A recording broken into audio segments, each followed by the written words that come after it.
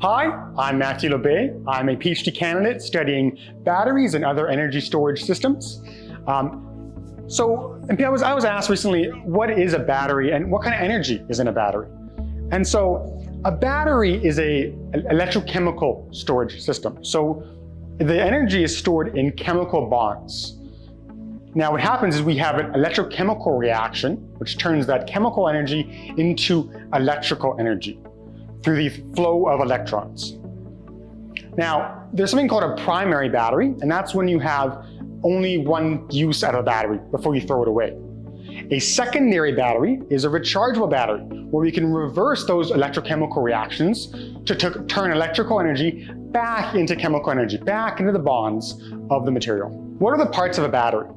Well, for any battery, there are four main parts. You have the anode, the cathode, the electrolyte, and the current conductor. So the cathode and the anode are kind of the positive and negative of a battery. Those are very important. The cathode and the anode. The anode is your negative electrode. And so you have electrochemical reactions, say A to B. But during this process, an electron is given up. The electron then goes on to the current conductor, the electrical wire that goes into the circuit. The electron flows through that circuit and meets the cathode, the positive electrode. And at that cathode, it takes up the electron, converting C to D in a new electrochemical reaction.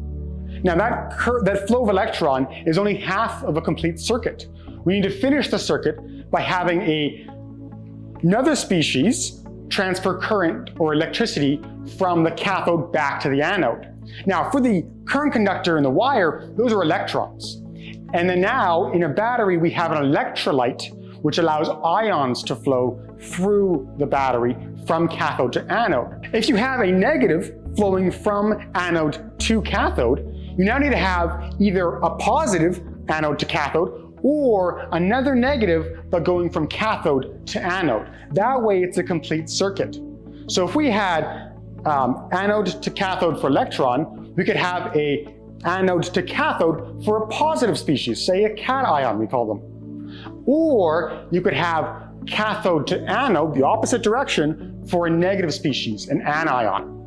And that will give you a complete circuit of a battery.